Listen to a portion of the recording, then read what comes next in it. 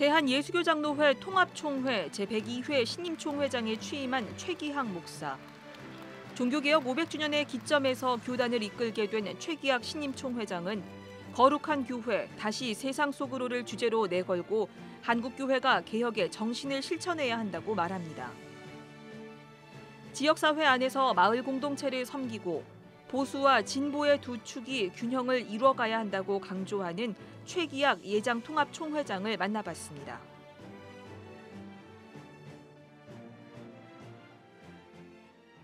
안녕하십니까, 총회장님. 예, 반갑습니다. 예. 얼마 전에 이제 교단 정기총회를 마쳤습니다. 예. 총회장으로 바로 취임도 하셨고요. 자체적으로 이번 총회를 좀 평가해 보신다면 어떻게 평가할 수 있을까요?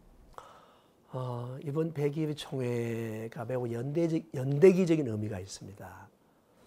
2017년 지금 종교개혁 500주년이고 한국교회 소위 제2의 종교개혁에 대한 요청이 아주 크고, 그래서 또한 우리가 이제 정말 개혁의 주체가 되어줄 한국교회 개혁의 대상이 되어버린 이 문제를 우리가 빨리 참 개혁해야 한다고는 그런 아주 절체절명의 그런 요청이 있고요. 내년 2018년은 그 대한민국 그 정부 수립 70주년이 되는 해로 저는 이 땅에 다시는 전쟁이나 전쟁 없는 평화의 나라를 우리가 참 가꿔야 한다고 생각하고요. 그리고 내후년 2019년은 소위 3.1운동 100주년 되는 해입니다. 그 당시 우리 한국 인구가 1,600만 명이었는데 개신교가 20만 명밖에 안 됐습니다. 그럼 1.25%에 지나지 않는데 당시 우리 민족의 희망이 되고 빛이 됐거든요. 다 지성인들이 교회로 몰려오고 교회가 민족의 참 꿈이 됐는데 그 연장선상에서 정부 수립하면서도 우리 기독교인들이 참 정부 수립에 큰 역할을 했는데 지금은 19.7%면 거의 20%에 해당하는 우리 국민 5사람 중에서 적어도 한 사람은 그리스도인인데 또 그만한 영향력을 또 그만한 신뢰를 그만한 어떤 희망을 보이지 못한다는 것이 참 아쉬워서 우리 교단은 금년 102회 총회를 아주 개혁의 방향을 확실히 하는 그런 총회를 했습니다. 교단 안팎에 큰 파장을 미칠 수 있는 결정들도 나왔더라고요. 네. 뭐 일테면은 동성애 관련된 네, 대응이라든가 또 마술이나 요가에 대한 네, 어떤 금지 이런 것들은 사실 교단 안팎에서도 관심이 많고 또 파급이 적지 않을 것 같은데 이번 결정들에 대해서는 어떻게 보세요? 네. 동성애 문제는 지금 국회에서도 많이 논란이 되고 있고 우리 한국교 교단들 교단장님들이 오래전부터 이 문제에 대해서 심도 있게 다뤄오던 문제인데 동성애자들을 우리가 보호하고 또 변화시키고 치료해야 되지만 동성애 그 자체는 반성경적이고 또 반사회적인 또 이건 용납할 수 없다 하는 것은 그 원칙을 확실히 정했습니다. 동성애자들은 사실은 만나고 교류를 할 수 있어야 치유를 하든 또는 이제 뭐 변화의 노력을 하든 할 수 있을 것 같은데 그런 부분까지도 전체 차단해 놓는 거 아닌가라는 아닙니다. 생각이 결코 드는데요. 차단하지 않습니다. 동성애자들을 치료하는 그런 기관을 만들 겁니다. 또 그런 기관들이 많이 있습니다. 현재 우리도 거기에 대한 후속 대책을 세울 예정입니다. 마술 같은 경우는 눈속임들이 많고 하니까 교회 안에서는 바람직하지 않다고 봅니다. 예. 요가는 또 그 이단 사이비 대책위원회가 그 안을 내놓고 저희가 결의했는데 성경적으로 신학적으로 바람직하지 않다. 그렇게 결론을 내렸습니다. 한 가지 더 여쭤보겠습니다. 지금 교단 안팎에서 관심을 가지고 있는 또 다른 그 사안이 목회 세습, 교회에서의 목회 세습 문제일 텐데요. 이 목회 세습 문제에 대해서 어떻게 보시는지 총 회장님의 의견을 좀 듣고 싶습니다. 나도 내 아들이 목사입니다. 개척해서 30년 내가 개척한 교회인데 내 아들에게 물려주고 싶은 인간적인 욕심은 다 있죠. 그게 또 어떤 의미에서 효율적일 수도 있고 소위 승계 과정에서 생길 잡음이랄지 원로 목사, 담임 목사와의 갈등을 해결하는 데 좋은 방안일 수 있습니다. 그러나 이 공정한 룰 안에서 다음 목회자가 선정될 수 있도록 하는 면에서는 또 시대 정신이 우리나라가 김일성, 김정일, 김정은으로 이어가면서 정치적 세습이지만 거기에 대한 이 반감이 많지 않습니까?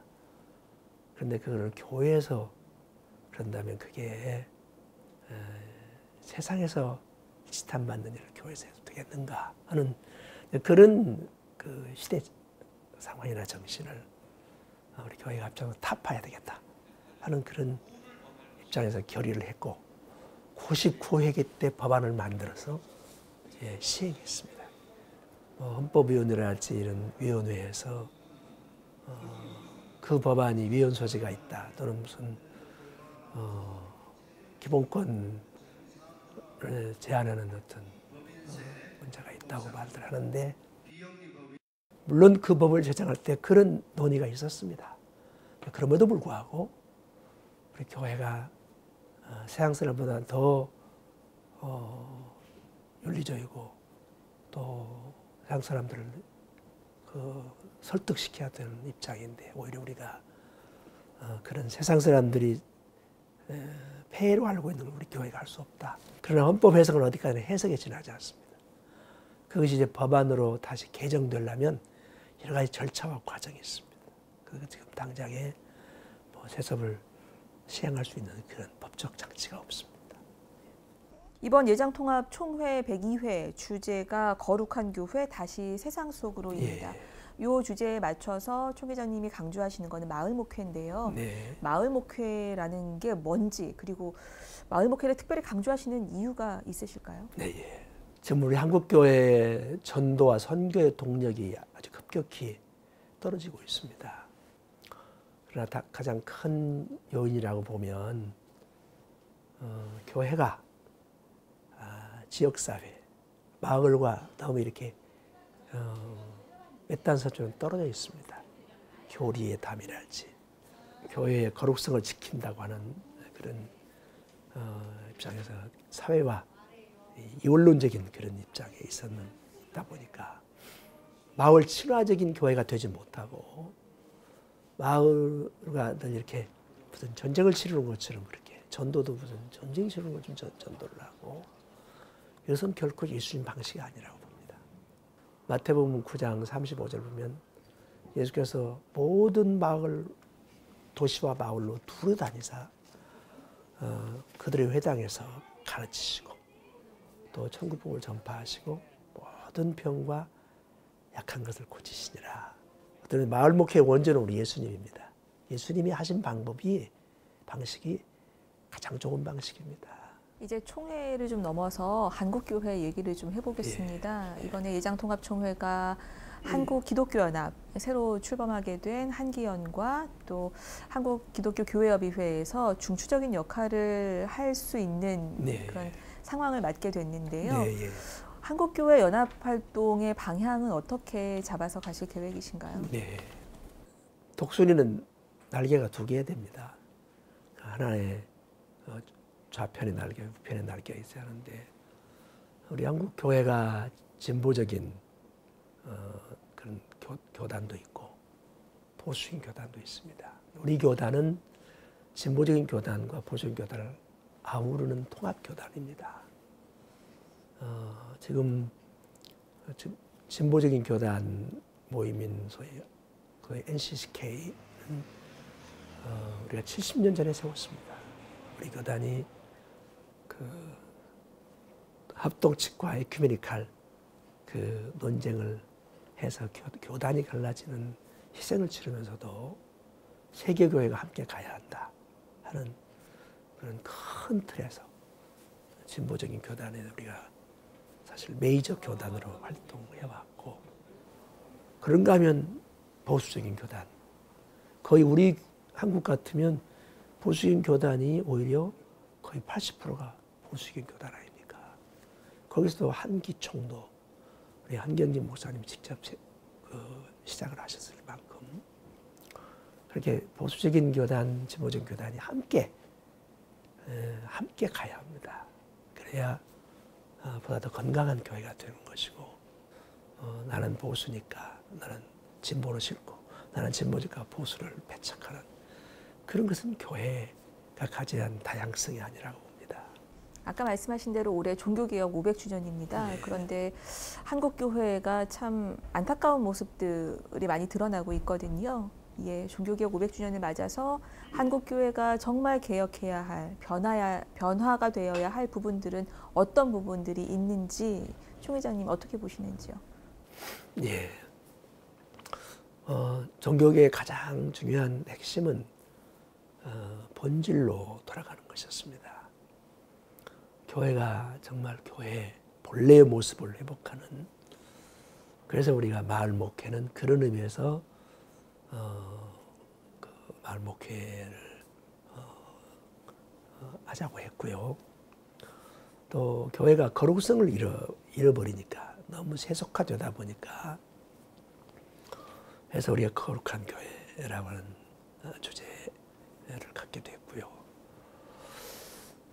한국교회가 언제부턴가 이렇게 좀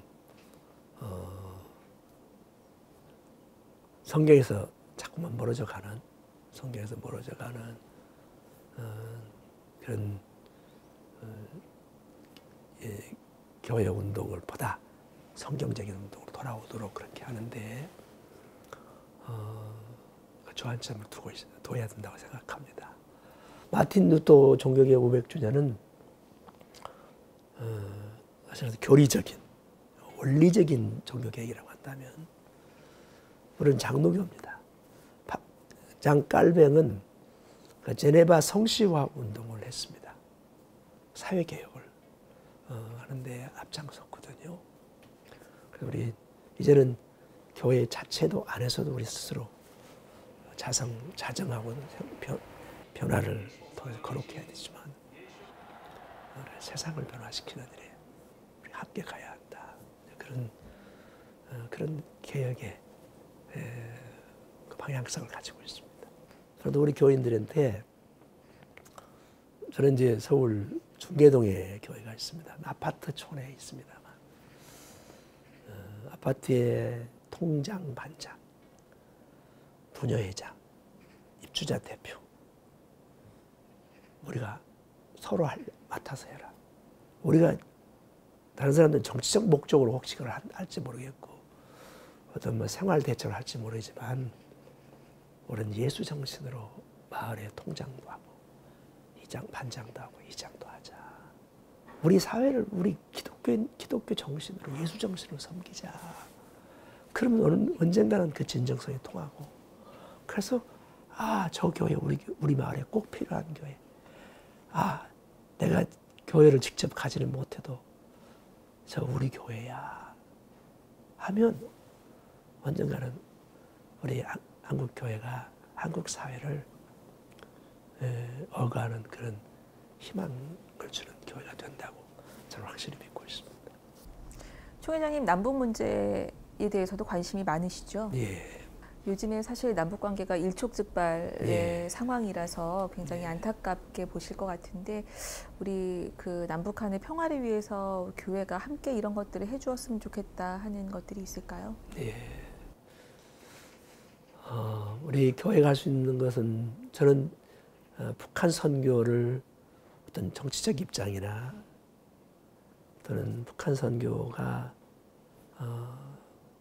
그때 남북 관계의 어떤 그 변화에 따라서 움직이면 안 된다고 생각하고 보다 복음적이고 선제적으로 우리가 북한 선교를 해야 한다고 봅니다.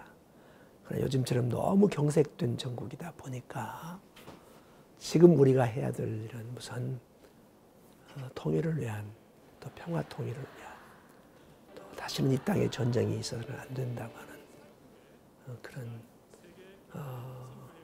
명제하려 우리가 기도하는 일이 가장 급선무라고 생각합니다. 그래서 지금 가까운 시일 내에 우리 교단 교회가 좀 함께 모여서 전쟁 없는 평화 통일을 위한 기도회를 할 계획을 가지고 있습니다. 끝으로 이 긴 추석 명절을 보내는 한국교회 교인들에게 네. 추석 인사 한 말씀 부탁드리겠습니다. 하여튼 이번 추석은 1년의 가장 큰 달처럼 그렇게 아주 참 한가위만 같아요라는 말처럼 행복한 그런 추석이 되었으면 좋겠습니다. 그러기 위해서 우리 기독교인들은 어려운 이웃들을 좀 돌아보고 선물을 좀 받거든 함께 나눠 먹는 그래서 좀 따뜻한 훈훈한 그런 추석이 됐으면 좋겠습니다. 네, 총 회장님 오늘 말씀 고맙습니다. 네, 감사합니다. 예.